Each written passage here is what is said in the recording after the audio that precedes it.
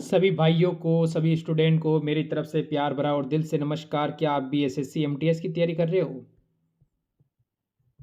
SSC MTS की जो हवलदार की तैयारी कर रहे हैं, मेरे साथ में जुड़ेंगे। एक बार इस क्लास को लाइक करेंगे, शेयर करेंगे और अंत में कमेंट कर देना कितने क्वेश्चन आप सही करते हो। क्योंकि आज की इस क्लास में मैं लेके आ चुका हूँ आपके लिए टॉप से टॉप और बेहतर क्वेश्चन लेके आ चुका हूँ। टारगेट है कि 75 क्वेश्चन तो पेपर में सही करके आना है। कौन कौन से? जीके, जीएस, उसके साथ में रहेगा आपके रीजनिंग और गणित। देखो, पहला क्वेश्चन क्या कहता है, वरुण ग्रह की खोज किसने की थी? हमसे पूछा गया वरुण ग्रह है, उसकी खोज किसने की थी? हम क्या कहेंगे? अब चार ऑप्शन आपके सामने हैं। कोपरनिकस, गैलीलियो ने, विलियम्स या केल्पर। यहां से बता दो अब आपका उत्तर क्या रहेगा मेरे दोस्त, कि वरुण ग्रह है, उसकी खोज के बारे में इसने हमसे पूछा है। तो हम कहेंगे विलियम, यानी ऑप्शन नंबर जो बच्चा सी देगा वो बिल्कुल यहाँ से सही है। यानी फर्स्ट क्वेश्चन आप सही कर चुके हो। क्वेश्चन देखेंगे 2 नंबर, एंजाइम प्रतिक्रिया के कारण निम्नलिखित में से उत्पन्न रोग कौन सा है? यानी कौन सा रोग होता है ये बताना आपको। दमा होता है, एनीमिया होता है, हीमोफीलिया होता है या फिर पोलियो होता है? तो आप सभी का उत्तर क्या रहेगा यहां से बताएंगे मेरे सारे दोस्त कि आपको कौन सा रोग पैदा होता है शरीर के अंदर। तो आप सभी कहोगे दमा रोग होता है एक। ऑप्शन नंबर जो बच्चा ए दे देगा यहाँ पर वो बिल्कुल सही है। बढ़ो अगले क्वेश्चन पर, सोडा व वाटर। तो आपका क्या रहेगा? सोडा और वाटर में जब संबंध बताना है तो क्या है? यहां से गैस व द्रव विलयन या ठोस द्रव विलयन, इसके बाद द्रव द्रव विलयन या इनमें से कोई नहीं। तो आप सभी क्या कहोगे? इसने कहा है सोडा और वाटर। सोडा और वाटर कहा है तो हम कहेंगे गैस और द्रव विलयन। यानी मेरे दोस्त जो बच्चा ए देगा वो बिल्कुल सही है। बताएंगे सारे मित्र क्वेश्चन नंबर 4 का उत्तर। डिसलेक्सिया किससे संबंधित है? यानी किस चीज से संबंधित है ये हमको बताना है। अब इसको हम देखें कि बेमेल अक्षरों को पढ़ाई में कठिनाई से या फिर एक प्रकार की शिशु रोग से है, या शिशु का मतलब होगा बच्चों से। क्या होगा? बच्चों से, बच्चे से, या मस्तिष्क की बीमारी से, हृदय से संबंधित है। तो ये किस चीज से है? जो बच्चा ऑप्शन नंबर यहां से ए देगा वो बिल्कुल सही है। ठीक है मेरे भाई, ऑप्शन नंबर ए सही है। अगला क्वेश्चन देखिए 5 नंबर, हाई रिस्क का क्या काम होता है? ये बताना है आपको। हाई रिस्क होता है, उसका क्या काम होता है? तो काम क्या होता है? जैसे आंख में जाने वाले प्रकाश की मात्रा को लौटाना। चलो ठीक है, आंख में जाने वाले प्रकाश की मात्रा को नियंत्रित करना, या प्रतिबिंब लेंस को चित्र भेजना, या इनमें से कोई नहीं। ये तो नहीं होगा, पर हाँ ऑप्शन नंबर बी यहां से हो जाएगा। ऑप्शन नंबर बी बिल्कुल सही है, आंख में जाने वाले प्रकाश की मात्रा को नियंत्रित करना। बढ़ो अगले क्वेश्चन पर। ये आपके सामने, निम्न में से कौन सा पदार्थ पौधों के लिए सूक्ष्म पोषक होता है? ये बताना है वो कौन सा होता है। तो क्या कहोगे? Boron, carbon, nitrogen, oxygen. बताएंगे मेरे दोस्त, मेरे मित्र, मेरे भाई, मेरे साथी कि यहां से जो आपका उत्तर है वो क्या है। क्या आप कह सकते हो? आप बिल्कुल कह सकते हो बोरान। बोरान का मतलब रहेगा मेरे दोस्त ऑप्शन नंबर जो बच्चा ए उत्तर देगा वो बिल्कुल सही रहेगा। आगे बढ़ो 7 नंबर क्वेश्चन की ओर। निम्नलिखित में से कौन सा रोग संक्रामक है? ठीक है, कौन सा रोग है ये जो फैलता है? यहां से आपके सामने 4 ऑप्शन हो जाते हैं। कौन सा है बताइए जल्दी से, आपका उत्तर यहां से क्या रहेगा? मधुमेह, डिप्थीरिया, घड़िया, कैंसर। यानी 4 है। आपका उत्तर जो बच्चा देगा यहां से वो कौन सा दे रहे हो? आप कहोगे सर ऑप्शन नंबर बी हमारा यहां से एकदम सही रहेगा। आगे बढ़ो क्वेश्चन नंबर 8 की ओर। निम्न में से किस ग्रह पर सूर्य पश्चिम की ओर से होता है? ऐसा कौन सा ग्रह है जिस पर क्या होता है? सूर्य पश्चिम की ओर से होता है। तो इस ग्रह के साथ एक और ग्रह है, यानी एक ग्रह ही नहीं है, वो 2 ग्रह है, आपको ध्यान रखना है। एक तो होता है शुक्र, और इसके साथ एक और ग्रह कौन सा है पता आपको? है अरुण। कौन सा होता है? अरुण पर भी सूर्य का है पश्चिम की ओर से ही होता है, ये आपको ध्यान रखना है। दोनों ग्रह है शुक्र और अरुण। आगे बढ़ो अगले क्वेश्चन पर। रजत क्रांति का संबंध किससे है? रजत, रजत जो क्रांति है इसका संबंध किससे है? झींगा मछली उत्पादन से है, उर्वरक उत्पादन से है, अंडा उत्पादन से, मांस उत्पादन से है, आखिरकार इसका संबंध किससे है, यह चीज हमसे पूछ रहा है। क्या कहें हम, मेरे दोस्त, मेरे भाई, मेरे मित्र, हम अगर यहाँ से कह दें कि अंडा उत्पादन, तो वो बिल्कुल सही कहोगे आप कि सर ऑप्शन नंबर सी बिल्कुल सही है। बढ़ो अगले क्वेश्चन पर। क्वेश्चन नंबर 10 देखो, बौद्ध धर्म को मानने वालों की संख्या भारत में सर्वाधिक किस राज्य में है? यानी जो बौद्ध धर्म को मानते हैं। अब आपको ये बताना है कि बौद्ध धर्म को मानने वाले की संख्या भारत में सर्वाधिक किस राज्य में है, यानी सबसे ज्यादा किस राज्य में है, ये हमसे इसने पूछ लिया है। अब हम यहाँ से क्या कहें मेरे दोस्त कि हमारा उत्तर बिल्कुल सही हो जाए, तो हम कह सकते हैं महाराष्ट्र, उत्तर प्रदेश, बिहार, कर्नाटक। 4 ऑप्शन हमारे सामने होते हैं, पर जो बच्चा ऑप्शन नंबर ए महाराष्ट्र देगा उसकी होड़ कोई नहीं कर सकता, क्योंकि वो सही देगा। आगे बढ़ो, देखो क्या कह रहा है, 100 साल की लड़ाई एक युद्ध श्रृंखला है। 100 साल की जो लड़ाई है वो एक युद्ध श्रृंखला है, वो किन 2 देशों के बीच में है, ये आपको बताना है। क्या मेरा दोस्त, मेरे भाई, मेरे मित्र, यहां से कोई बता सकता है?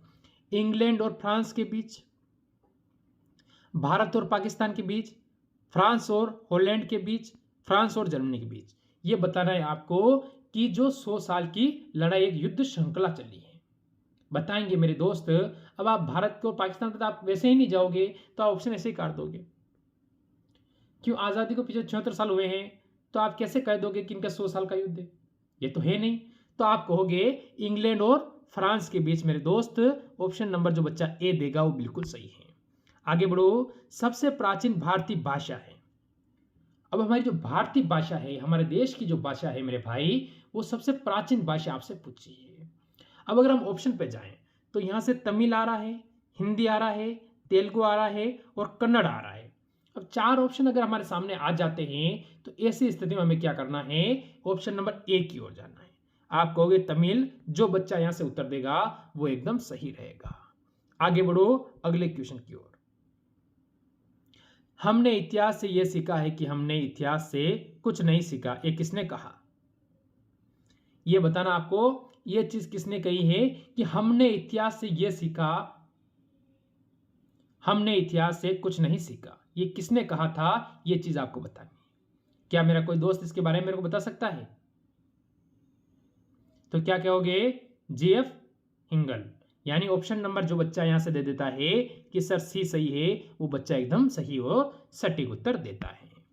आगे बढ़ो, अगला क्वेश्चन हमें कहता है भारतीय रेड क्रॉस सोसाइटी की स्थापना कब हुई थी? रेड क्रॉस सोसाइटी है, उसकी स्थापना के बारे में इसने अगर हमसे पूछा है क्वेश्चन, तो मेरे भाई ऐसे ही क्वेश्चन पेपर हमसे पूछेगा। यानी कि ये एमटीएस का पूरा प्रैक्टिस सेट चल रहा है। क्या इसमें अपना सिलेक्शन पक्का कर सकते हो आप? बिल्कुल कर सकते हो। 1890, 1920, 1932, 1945। बताएंगे मेरे दोस्त आपका उत्तर क्या रहेगा? हाँ, यहाँ से जो बच्चा मेरा उत्तर देता है, मेरा दोस्त उत्तर देता है कि सर 1920 हमारा बिल्कुल सही है, तो मैं उस बच्चे को सच से मान जाऊंगा कि वो तैयारी कर रहा है, वो सिलेक्शन की तैयारी कर रहा है। कमेंट करना, क्या इसका उत्तर आप सभी को पता था? बिल्कुल। चलो आगे बढ़ो, निम्न में से कौन सा उपन्यास प्रेमचंद द्वारा लिखा गया है? ऐसा कौन सा उपन्यास है? यहाँ पर 4 दिए हुए हैं, ये बताना है कि प्रेमचंद द्वारा लिखा गया कौन सा है। अब हम ऑप्शन की ओर जाएं मेरे भाई, मेरे दोस्त, तो आप सभी कहोगे सर त्यागपत्र, रंगभूमि, या कामायनी, या मेला आंचल। कि मेला तो लगेगा, अरे गांव में क्या है, मेला गुज्जर, समझ में आ गई होगी ना? तो हमारा उत्तर है ऑप्शन नंबर बी, रंगभूमि। किसका है? प्रेमचंद्र जी का है रंगभूमि। आगे बढ़ो, अगला क्वेश्चन कहता है भारत में डचों द्वारा सर्वप्रथम फैक्ट्री कहां स्थापित की गई थी? जो डच द्वारा जो फैक्ट्री थी वो कहां पर स्थापित की गई? अब यहां से देखो 4 ऑप्शन आपके सामने है, जैसे कि सूरत। तो सूरत में तो किसने की थी? अंग्रेजों ने। ये तो आपको ध्यान रखना चाहिए, अंग्रेजों ने की थी ना सूरत में, तो कोई बात ही नहीं है। कालीकट यहां पर तो आया था, कौन आया था? ये मेरे को कमेंट करोगे आप, और कब आया था वो भी चीज कमेंट करोगी, ठीक है। कासिम बाजार, इसको छोड़ दो। मछलीपट्टनम, यानी जो बच्चा देगा यहां से सी डी, वो बिल्कुल सही रहेगा। आगे बढ़ो अगले क्वेश्चन पर। दूध से मक्खन निकालने पर, जैसे आपको पता है आपका गाय है, भैंस है या भेड़ बकरी, कोई भी अगर आपको दूध देता है, ऊंट वगैरह, उससे जो आप मक्खन निकालते हो उसके बारे में ये चीज पूछ रहा है। तो हम क्या करेंगे, जब मक्खन निकालता है क्या दूध का घनत्व बढ़ता है, क्या दूध का घनत्व घट जाता है, दूध का घनत्व अपरिवर्तित रहता है, या इनमें से कोई नहीं। ऑप्शन नंबर 4 भी आपके सामने पेश होता है। मेरे भाई मेरे दोस्त, जो बच्चा कहेगा दूध का घनत्व बढ़ता है, यानी जो बच्चा ऑप्शन नंबर ए उत्तर देगा वो यहां से बिल्कुल सही रहेगा। आगे बढ़ो अगले क्वेश्चन पर। देखो, क्रोनोलॉजी की अंतर्गत किसका अध्ययन किया जाता है, यानी क्रोनोलॉजी के अंतर्गत किसका अध्ययन, यानी किस चीज की क्या करते हैं, आपको बताओ जल्दी से, उसके बारे में जानकारी, उनके बारे में टटोलना कि इसमें क्या होता है क्या नहीं होता है, उसके बारे में हमसे कह रहा है। अब हमारे पास ऑप्शन है समय की अवधि का, कैंसर का, जीवाश्म का, त्वचा संबंधित रोग का। ये बताओ। अब मेरे दोस्त अपना उत्तर देंगे कि यहां से सारे दोस्तों का उत्तर क्या है। तो आप कह दोगे sir ji option number A समय की अवधि का बिल्कुल सही है। आगे बढ़ो अगले क्वेश्चन पर। स्टॉक लाभांश को किस रूप में हम लोग जानते हैं, किस रूप में लोग हम जानते हैं ये बताना है। क्या है स्टॉक लाभांश। अब देखो, लाभ, फंड, बोनस, शेयर, या तो यहां से क्या होगा, यहां से आप कह सकते हो बोनस शेयर, यानी जो बच्चा ऑप्शन नंबर सी यहां से दे देता है ना वो बिल्कुल सही है। आगे बढ़ो अगले क्वेश्चन पर, क्वेश्चन नंबर 20। गोल्ड शब्दावली का संबंध किस खेल से है। गोल्ड जो शब्दावली है उसका संबंध किस खेल से है। खेल कौन कौन से पहले वो देखो, एक तो पोलो है, एक टेबल टेनिस है, एक गोल्ड है, या एक बास्केटबॉल है। बताएंगे मेरे सारे दोस्त आप सभी का उत्तर यहां से क्या रहेगा। कोई बता पा रहा है अपना उत्तर। आप सभी कहोगे बिल्कुल सर जी पोलो। पोलो का मतलब रहता है मेरे दोस्त ऑप्शन नंबर, जो बच्चा ए उत्तर देगा वो बिल्कुल सही है। आगे बढ़ो। लोक लेखा समिति का अध्यक्ष कौन होता है। लोक लेखा समिति होती है, उसका जो अध्यक्ष होता है वो कौन होता है। अब देख लो, हमारे सामने ये ध्यान रखना है, प्रधानमंत्री या लोकसभा का अध्यक्ष, लोकसभा का विपक्ष का नेता, या उपराष्ट्रपति। ये तो आप कहोगे कि इसमें होता है ना वो लोकसभा के विपक्ष का नेता होता है, यानी ऑप्शन नंबर सी। तो वर्तमान कौन होगा फिर हिसाब से वर्तमान राहुल गांधी है। ये आपको ध्यान रखना है। आगे बढ़े अगले क्वेश्चन पर। उगादि किस राज्य का प्रमुख पर्व है। उगादि किस राज्य का प्रमुख पर्व है। उगादि कर्नाटक, केरल, तमिलनाडु, उड़ीसा, यानी 4 राज्य आपके सामने दिए हैं। आपको बताना है उगादि किस राज्य का प्रमुख पर्व है। तो कौन सा राज्य आपका उत्तर एकदम सही रहेगा मेरे दोस्त। जो बच्चा यहां से उत्तर दे देता है कि सर जी हमारा उत्तर तो ऑप्शन नंबर ए ही होगा, कर्नाटक, वो बच्चा बिल्कुल सही रहेगा। आगे बढ़ो। भारत का वो कौन सा बंदरगाह है जिसे मुक्त व्यापार क्षेत्र कहा जाता है। ये बंदरगाह का नाम अब बदल चुका है, अब नाम बदला है तो नाम भी पता होना चाहिए आपको। तो पहले बंदरगाह देखिए, आप कहोगे कांडला। अब इसका वर्तमान नाम क्या है, दीनदयाल।